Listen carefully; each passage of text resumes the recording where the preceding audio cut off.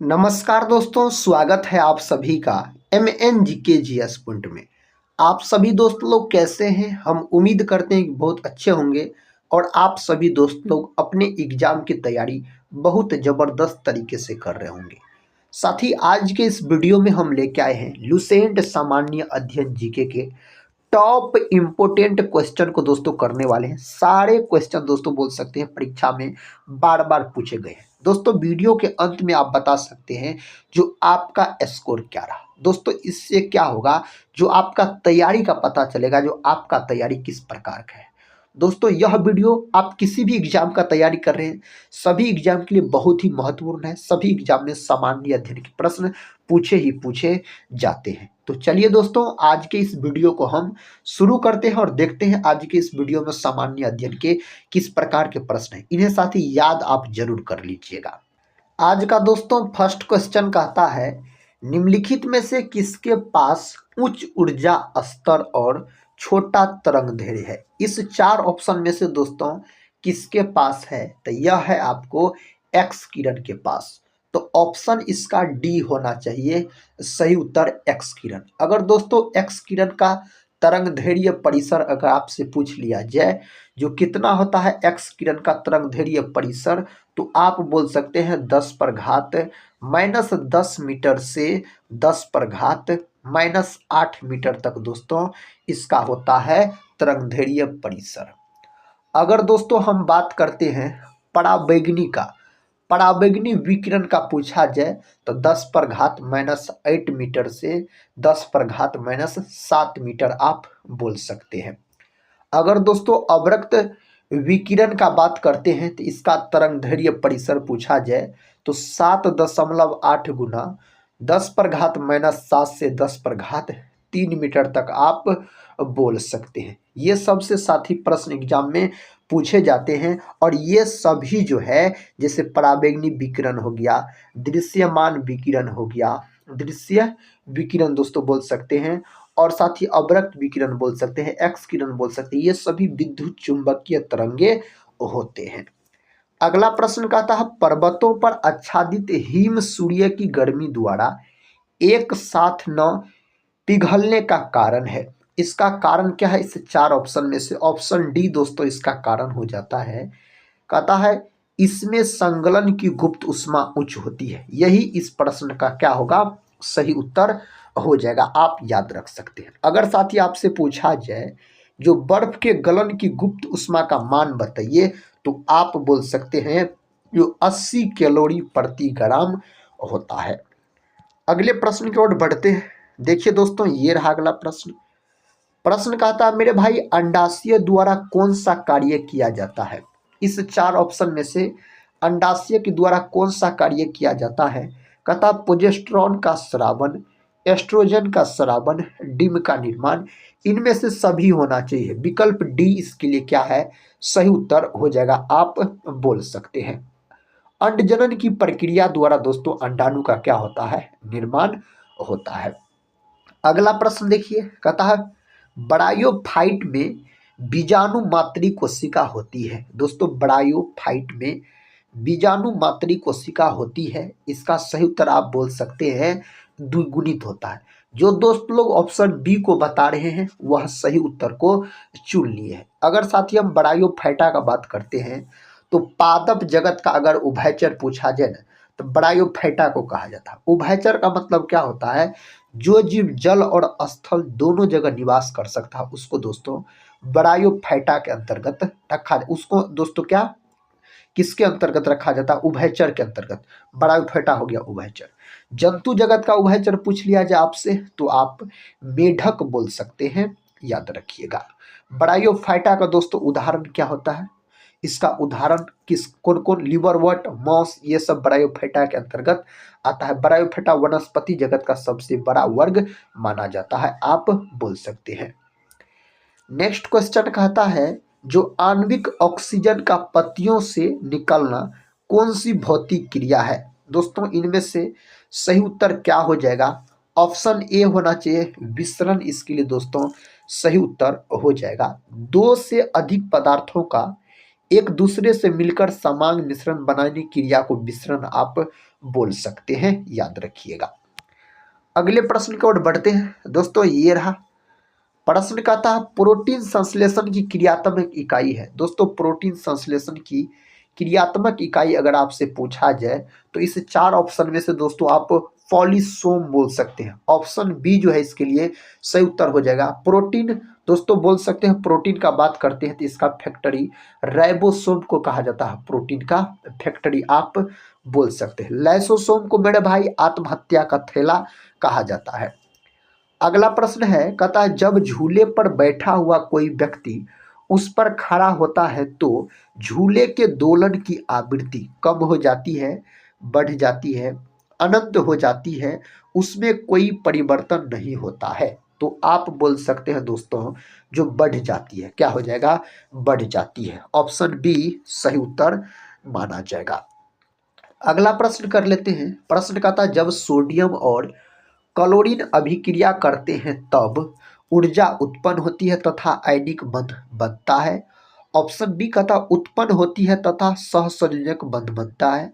Option C कहता अवशोषित होती है तथा सहसंयोजक बंध बनता है। डी कहता अवशोषित होती है तथा आयनिक बंध बनता है। मेरे साथी इसका सही उत्तर होना चाहिए आपको ऑप्शन ए, उत्पन्न होती है तथा आयनिक बंध बनता है, यही सही उत्तर हो जाएगा इसके लिए। नेक्स्ट क्वेश्चन कहता है निम्नलिखित में से नाइट्रोजन के किस ऑक्साइड का उपयोग निश्चेतक के रूप में किया जाता है। इनमें से किसका उपयोग दोस्तों किया जाता है, तो N2O का उपयोग किया जाता है। नाइट्रस ऑक्साइड जिसको बोला जाता है मेरे भाई, इसी को लाफिंग गैस के नाम से जाना जाता है, हंसाने वाली गैस इसको कहा जाता है। अगले प्रश्न की ओर बढ़ते हैं। देखिए दोस्तों ये रहा अगला प्रश्न। प्रश्न कहता है निम्नलिखित में से किसे मिलाने से सीमेंट का जमना धीमा हो जाता है। इनमें से किसको मिला दीजिएगा तो सीमेंट जो जमता है दोस्तों धीरे धीरे जमने लगेगा। तो आप बोल सकते हैं जिप्सम। जिप्सम का अणुसूत्र अगर पूछ लिया जाए ना तो आप बोल सकते हैं COSO4 इंटू 2H2, यह दोस्तों जिप्सम का अणुसूत्र होता है।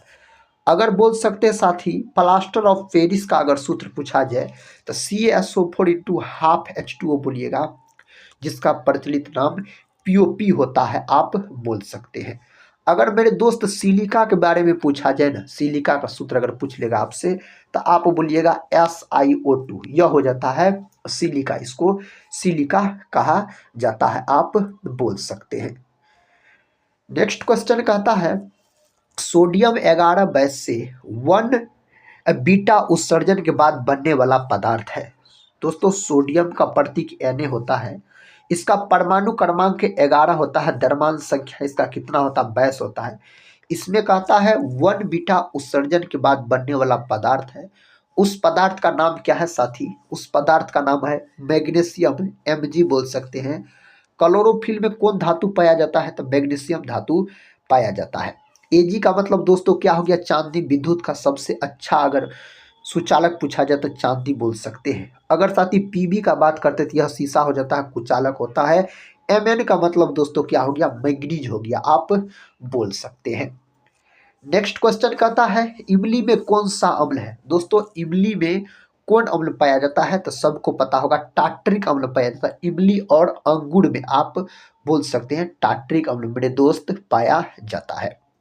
साथ ही सिट्रिक अम्ल किस में पाया जाता है, सिट्रिक अम्ल अगर पूछा जाए तो खट्टे फलों में बोल सकते हैं सिट्रिक अम्ल पाया जाता है। लैक्टिक अम्ल मेरे दोस्त, लैक्टिक अम्ल पाया जाता है दूध और दही में, बोल सकते हैं दूध और दही में, खट्टे दूध में ये अम्ल पाया जाता है लैक्टिक अम्ल, जिसका सूत्र होता है C3H6O3, आप बोल सकते हैं इसका क्या होता है, सूत्र होता है।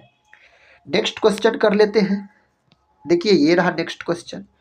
क्वेश्चन कहता है नाभिकीय रिएक्टर में न्यूट्रॉन को शोषित करने वाला तत्व है। दोस्तों इसका तत्व बताइए क्या हो जाएगा, कैडमियम हो जाएगा। पहला ऑप्शन सही है दोस्तों, कैडमियम होना चाहिए सही उत्तर। रिएक्टर में नियंत्रक छड़ के रूप में कैडमियम या बोरॉन छड़ का उपयोग किया जाता है। दोस्तों यह प्रश्न पूछा गया, आप याद रखिएगा इसके बारे में। अगला प्रश्न कहता है जो किस ताप पर H2O यानी जल का घनत्व अधिकतम होता है। किस ताप पर दोस्तों जल का घनत्व अधिकतम होता है? जब 4 डिग्री सेल्सियस, देखिए कोई ऑप्शन में दिया गया, ऑप्शन ए में दिया गया है, यही इसके लिए क्या होगा, सही उत्तर हो जाएगा। नेक्स्ट क्वेश्चन का था अश्रु गैस का रासायनिक नाम है। मेरे दोस्त अश्रु गैस का रासायनिक नाम आपसे पूछा जा रहा है, तो पहला ऑप्शन को आप लॉक कीजिए, अल्फा क्लोरोसिटोफिनोन दोस्तों इसका क्या होता है, रासायनिक नाम हो जाता है। कई बार परीक्षा में पूछा गया अश्रु गैस का दोस्तों, अगर आपसे सूत्र पूछा जा सकता है तो क्या बोलिएगा, CCl3NO2 बोलिएगा। यह दोस्तों किसका सूत्र होता है, तो यह होता है आपको अश्रु गैस का फॉर्मूला हो जाता है। नेक्स्ट क्वेश्चन कर लेते हैं। क्वेश्चन का था कार्नेलाइट निम्नलिखित में से किसका अयस्क है? दोस्तों ऑप्शन बोल रहे हैं जस्ता, पारा, चांदी, मैग्नीशियम। यह किसका हो जाता है, तो यह हो जाता है आपको मैग्नीशियम का, जिसका प्रतीक क्या होता है दोस्तों, तो Mg, जिसका क्या हो जाता है, प्रतीक हो जाता है। कार्नेलाइट मैग्नीशियम का अयस्क है, आप बोल सकते हैं, याद रखिएगा। और दोस्तों हम बोल सकते हैं क्या दोस्तों, कार्नेटाइड अगर पूछा जाए, कार्नेलाइट यहाँ पर पूछा गया मेरे साथी, अगर कार्नेटाइड पूछा जाए और पिच ब्लेंड पूछा जाए तो यूरेनियम का अयस्क हो जाता है, यह याद रखिएगा।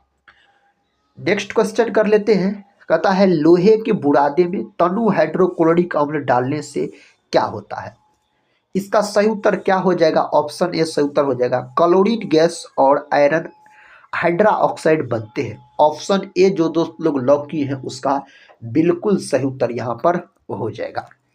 नेक्स्ट क्वेश्चन कर लेते हैं दोस्तों। क्वेश्चन कहता है जमीन के ऊपर दिखाई देने वाला मशरूम का भाग कहलाता है। जमीन के ऊपर दिखाई देने वाला मशरूम का भाग मेरे साथी क्या कहलाता है? आप बोल सकते हैं दोस्तों ऑप्शन सी से उत्तर हो जाएगा, बेसिडियो कार्प कहलाता है। जो दोस्त लोग ऑप्शन सी को लॉक किए हैं सही उत्तर हो जाएगा दोस्तों, जिसको क्या बोला जाता है, कवक। अगर हम बोले तो कवक का अध्ययन अगर आपसे पूछा जाए तो माइकोलॉजी हो जाता है। इसकी कोशिका भित्ति जो होता है मेरे साथी, यह काइटिन की बना होता है। इसकी कोशिका भित्ति कई बार परीक्षा में पूछा गया, इसके कोशिका भित्ति के बारे में आप बोल सकते हैं।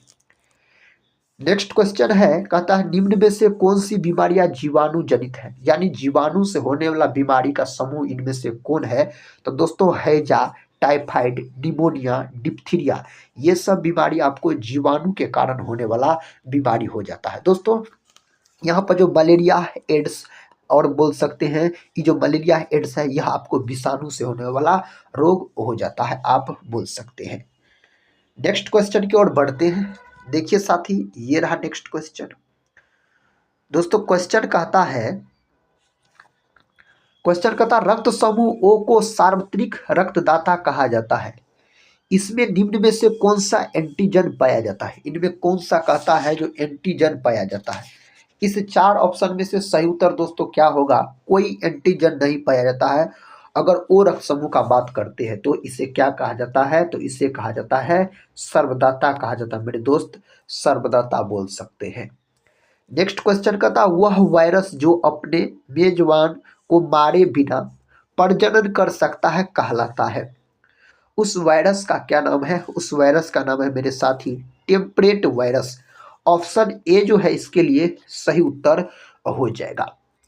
अगले प्रश्न की ओर बढ़ते हैं। देखिए दोस्तों प्रश्न कहता है स्तनधारी में सामान्य शोषण के दौरान डायफ्राम होता है, धनुषाकार, चपटा, नीचे धंसा हुआ, इनमें से सभी कहता है। इनमें से सभी आप बोल सकते हैं। ऑप्शन डी के साथ जो दोस्त लोग लॉक किए हैं उत्तर को वह बिल्कुल सही है। डायफ्राम दोस्तों मल त्याग, पेशाब, प्रसव और सभी वस्तुएं कहता उठाने में भी सहायता करता, आप बोल सकते हैं। कहता है मानव शरीर की सबसे बड़ी ग्रंथि कौन सी होती है? मानव शरीर की सबसे बड़ी ग्रंथि अगर इसे 4 ऑप्शन में से आपसे पूछा जाए ना तो क्या होना चाहिए? यकृत होना चाहिए मेरे दोस्त, यकृत याद रखिएगा। अगर दोस्तों बात करते हैं तो यकृत का अध्ययन पूछा जाए तो आप याद रखिएगा हेपेटोलॉजी होता है। हेपेटोलॉजी होता है यकृत का अध्ययन। मानव शरीर का कौन अंग है जिसमें पुनरुद्भवन की क्षमता सबसे अधिक पाया जाता है? यकृत। यकृत का वजन अगर आपसे पूछ लिया जाता है 1.5 kg के आसपास आप बोल सकते हैं दोस्तों, 1.5 से 2 kg आप बोल सकते हैं। जो ऑप्शन में दिया रहे वही आप लॉक कर दीजिएगा। अग्नाशय इसको मिश्रित ग्रंथि के नाम से जाना जाता है। यह मानव शरीर की दूसरी सबसे बड़ी ग्रंथि होता है। पीयूष ग्रंथि दोस्तों मस्तिष्क में स्थित होता है, इसी को मास्टर ग्रंथि के नाम से जाना जाता है। अगला प्रश्न कहता है विटामिन ई महत्वपूर्ण स्रोत है। दोस्तों विटामिन ई का महत्वपूर्ण स्रोत अगर बोले तो अंकुरित अनाजों में विटामिन ई पाया जाता है। विटामिन ई को सौंदर्य का विटामिन कहा जाता है और साथ ही बोल सकते इसका रासायनिक नाम क्या होता है, टोकोफेरोल इसका रासायनिक नाम होता है। विटामिन ई की कमी से जनन क्षमता में दोस्तों कमी आ जाता है और बांझपन नामक जो रोग होता है महिला सब में दोस्तों विटामिन ई के कमी के कारण आप बोल सकते हैं। नेक्स्ट क्वेश्चन है कहता है निम्नलिखित में से किस युग में खुला परिसंचरण तंत्र पाया जाता है। दोस्तों खुला परिसंचरण तंत्र इसमें से कौन युग में पाया जाता है। कॉकरोच, देखिए दोस्तों कोई ऑप्शन में दिया गया है कॉकरोच और केकड़ा, विकल्प सी जो है इसका सही उत्तर होना चाहिए।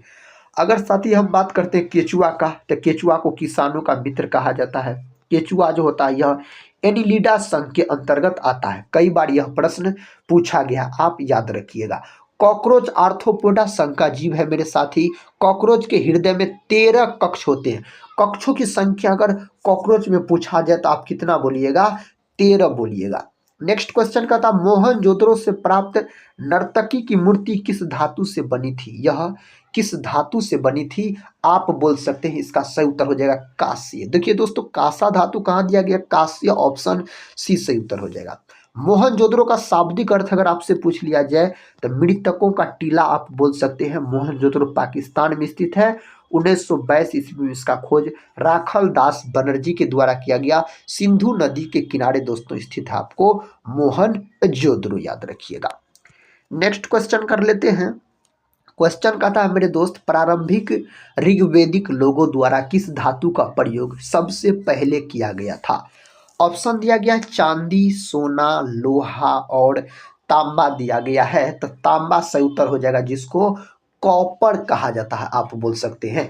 नेक्स्ट क्वेश्चन कहता है निम्नलिखित में से कनिष्क, कहता है कनिष्क के समकालीन कौन थे। दोस्तों इस 4 ऑप्शन में से सही उत्तर क्या हो जाएगा, नागा अर्जुन, अश्वघोष, वसुमित्र, ये जो तीनों थे दोस्तों यह बोल सकते कनिष्क के समकालीन थे। और कनिष्क के शासन काल में चतुर्थ बौद्ध संगीति होता है, याद रखिए कुंडल वन कश्मीर में होता है। अगला प्रश्न देखिए, प्रश्न कहता साथी, कहता कवि कालिदास किसके राजकवि थे। कवि कालिदास जो है किसके राजकवि थे, चंद्रगुप्त विक्रमादित्य के दोस्तों याद रखिएगा, यह हो जाता है सही उत्तर चंद्रगुप्त विक्रमादित्य, ऑप्शन सी सही उत्तर होना चाहिए। कालिदास को क्या कहा जाता है, तो भारत का शेक्सपियर इसे कहा जाता है। नेक्स्ट क्वेश्चन का था वे दो वंशज कौन थे जिन्होंने खिलजी शासकों से तत्काल पहले और बाद में शासन किया था। इस 4 ऑप्शन में से कोई एक ऑप्शन सही है, उस ऑप्शन का नाम है ऑप्शन सी मेरे साथी गुलाम तथा तुगलक वंश, आप बोल सकते हैं। ऑप्शन सी सही उत्तर हो जाएगा, इसके लिए याद रख सकते हैं। नेक्स्ट क्वेश्चन कहता है मदद ए मास मुगल प्रशासन में किससे संबंधित था। दोस्तों यह किससे संबंधित था, इसका सही उत्तर बोल सकते सैन्य अधिकारियों को दी जाने वाली पेंशन, विकल्प सी जो है इसके साथ आप लॉक कर सकते हैं सही उत्तर।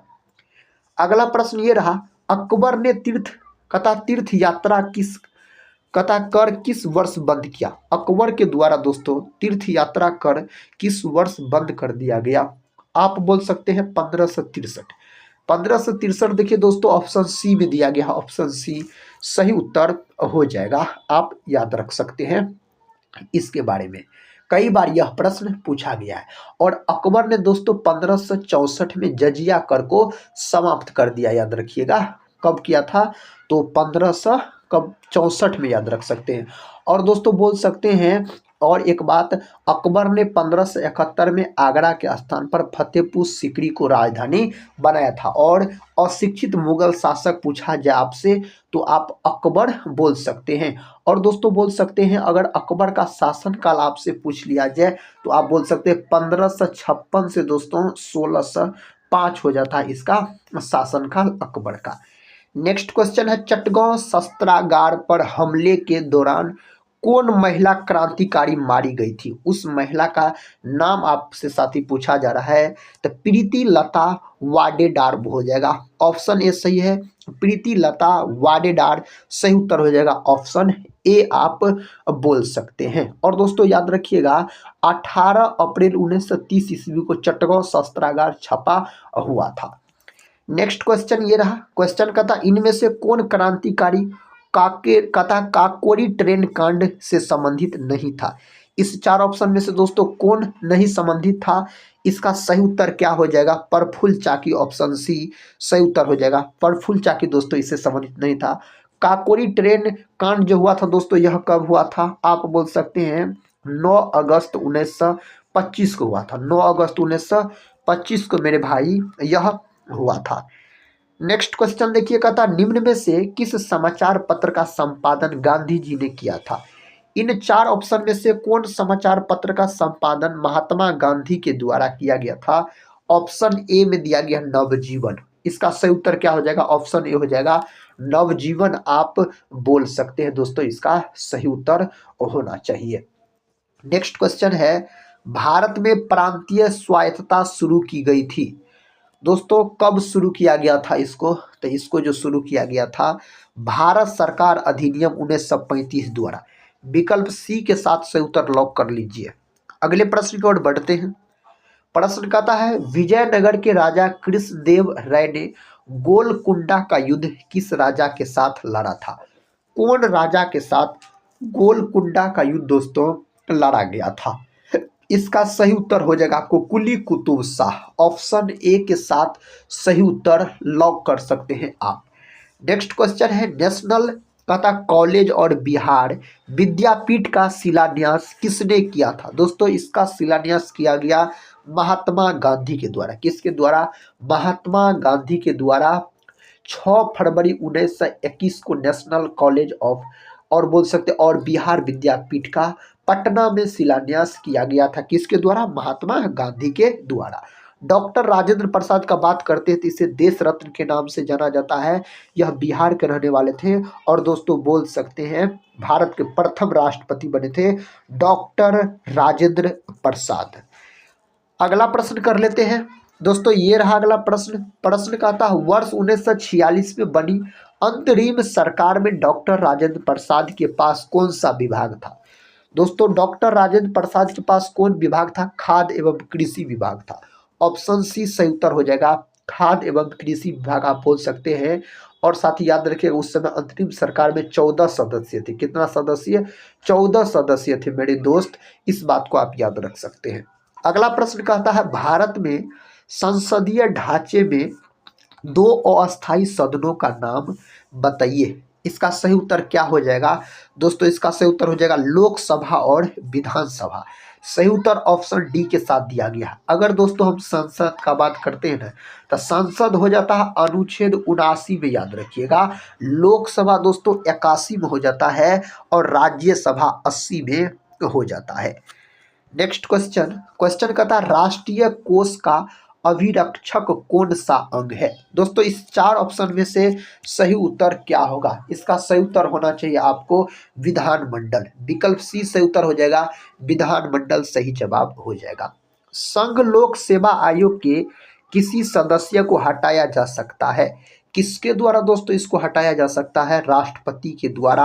राष्ट्रपति संसद के अंग होते हैं। राष्ट्रपति का पद अनुच्छेद 52 में है। कौन अनुच्छेद? अनुच्छेद 52 में इसका अंग है, आप बोल सकते हैं। अगले प्रश्न की ओर बढ़ते हैं। देखिए ये रहा अगला प्रश्न। कहता है निम्न में से एक भारत संघ का सह राज्य था और बाद में पूरा राज्य बन गया। तमिलनाडु, राजस्थान, बिहार और सिक्किम दिया गया है। दोस्तों इसका सही उत्तर होना चाहिए सिक्किम। ऑप्शन डी सही उत्तर हो जाएगा सिक्किम हो जाएगा। भारतीय संविधान के 36वें संशोधन जो हुआ था दोस्तों 1975 में हुआ था। 36वां संविधान संशोधन 1936 में हुआ था। सिक्किम का संरक्षित राज्य का दर्जा समाप्त कर उसे भारत संघ में एक राज्य 22वां राज्य के रूप में प्रवेश दिया गया, आप बोल सकते हैं। अगला प्रश्न है निम्न में से कहता किसने प्रभावक समूह को विधानमंडल का तीसरा सदन माना है? इस चार ऑप्शन में से सही उत्तर हो जाएगा HM फाइनर। ऑप्शन बी जो है दोस्तों सही उत्तर आप लॉक किए हैं। अगले प्रश्न की ओर बढ़ते हैं। प्रश्न कहता है भारत के संविधान की प्रस्तावना किस देश से ली गई है। अपना भारत का जो संविधान की प्रस्तावना है उसको कौन देश से लिया गया है। जापान, जर्मनी, इंग्लैंड और ऑप्शन डी में कहता है इनमें से कहता है कोई नहीं। दोस्तों इसका सही उत्तर हो जाएगा इनमें से कोई नहीं। आप बोल सकते हैं भारतीय संविधान में प्रस्तावना दोस्तों अमेरिकी संविधान से लिया गया है। USA बोल सकते हैं, अमेरिका के संविधान से लिया गया है।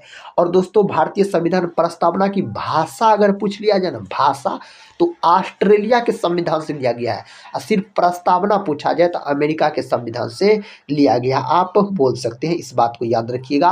और संविधान सभा में प्रस्तावना को साथ ही 22 जनवरी 1947 को स्वीकार किया गया। 22 जनवरी 1947 को स्वीकार किया गया था। प्रस्तावना संविधान का हृदय और आत्मा है। नेक्स्ट क्वेश्चन है हिमाचल प्रदेश में स्थित दर्रा है। इस चार ऑप्शन में से कौन दर्रा हिमाचल प्रदेश में स्थित है। छिपकिला दर्रा मेरे भाई ऑप्शन ए सही उत्तर हो जाएगा। आप बोल सकते हैं। और दोस्तों हिमाचल प्रदेश में कौन कौन दर्रा है। रोहतांग दर्रा। रोहतांग दर्रा मेरे दोस्त कहाँ है तो बोल सकते हैं यह भी आपको है हिमाचल प्रदेश में है रोहतांग दर्रा। और याद रखिए बारालाचाला दर्रा यह भी कहाँ है हिमाचल प्रदेश में। नाथुला दर्रा दोस्तों कहाँ है। नाथुला दर्रा यह आपको है सिक्किम में। याद रखिए दोस्तों जोजिला दर्रा आपसे पूछा जाए मेरे भाई तो बोलिएगा लद्दाख में। याद रखिएगा। और जेलेपला दर्रा कहाँ है यह मेरे दोस्त सिक्किम में। याद रखिएगा। नेक्स्ट क्वेश्चन कहता है निम्नलिखित में से कौन सा देश अमेजन नदी बेसिन का एक हिस्सा है। इस चार ऑप्शन में से सही उत्तर क्या हो जाएगा। वेनेजुएला हो जाएगा। ऑप्शन बी के साथ सही उत्तर वेनेजुएला आप लॉक कर सकते हैं। अगला प्रश्न है। प्रश्न कहता दोस्तों निम्न में से कौन सा राज्य नर्मदा नदी की घाटी का हिस्सा नहीं है। मध्य प्रदेश, राजस्थान, गुजरात और महाराष्ट्र। इसका सही उत्तर हो जाएगा राजस्थान, जो कि क्षेत्रफल की दृष्टि से भारत का सबसे बड़ा राज्य हो जाता है। यही सही उत्तर हो जाएगा। आप बोल सकते हैं। अगला प्रश्न है कहता है ऊपरी ब्रह्मपुत्र घाटी में पाया जाने वाला मुख्य खनिज है। इनमें पाया जाने वाला कौन मुख्य खनिज है मेरे दोस्त। सही उत्तर हो जाएगा इस चार ऑप्शन में से पेट्रोलियम। ऑप्शन सी सही उत्तर बोल सकते हैं पेट्रोलियम। यह देश की सबसे पुरानी तेल की पेटी है साथी। ऑप्शन सी सही उत्तर हो जाएगा। नेक्स्ट क्वेश्चन दोस्तों ये रहा। क्वेश्चन कहता है पृथ्वी कितनी पुरानी है इसका निर्धारण किस प्रकार किया जाता है। पृथ्वी कितनी पुरानी है इसका निर्धारण किस प्रकार किया जा सकता है। तो दोस्तों आप बोल सकते हैं रेडियो मेट्रिक काल निर्धारण। ऑप्शन बी जो है इसका सही उत्तर आप बोल सकते हैं हो जाएगा इसके लिए। और दोस्तों बोल सकते हैं नेक्स्ट क्वेश्चन ये रहा। कहता है जलोढ़ मिट्टी को उसकी आयु के आधार पर वर्गीकृत किया जाता है। नई जलोढ़ मिट्टी को क्या नाम दिया गया है। नई जलोढ़ मिट्टी को दोस्तों खादर नाम दिया जाता है। पहला ऑप्शन सही हो जाएगा। और पुरानी जलोढ़ मिट्टी को दोस्तों क्या नाम दिया जाता है बांगर नाम दिया जाता है। और अपना भारत में जो है साथी किस प्रकार की मिट्टी है तो बोल सकते हैं जलोढ़ मिट्टी सर्वाधिक है। जल के द्वारा दोस्तों लाई गई मिट्टी को क्या बोला जाता है जलोढ़ मिट्टी बोला जाता है। तो दोस्तों आज के ये थे कुछ सामान्य अध्ययन जीके के प्रश्न जो आपके एग्जाम के दृष्टिकोण से बहुत ही महत्वपूर्ण है। दोस्तों कोई भी एग्जाम का बात कीजिए सभी एग्जाम के लिए साथी यह प्रश्न बहुत ही महत्वपूर्ण है। अगर इस वीडियो को पूरा देखे होंगे तो दोस्तों कमेंट बॉक्स में जरूर बताइएगा इस टोटल 51 प्रश्न के अंतर्गत आप कितने प्रश्न का सही से उत्तर पहले से साथी जानते थे। अगर टेलीग्राम चैनल से नहीं जुड़े होंगे टेलीग्राम चैनल से जुड़ सकते हैं जिसका लिंक इस वीडियो के डिस्क्रिप्शन बॉक्स में दिया गया है। और दोस्तों चैनल पर अगर पहली बार विजिट कर रहे होंगे तो चैनल को सब्सक्राइब कर बेल आइकन को प्रेस जरूर कर लीजिएगा। दोस्तों इस चैनल से आपके एग्जाम में मदद जरूर मिलेंगे। तो मिलते हैं नेक्स्ट वीडियो में, तब तक के लिए जय हिंद।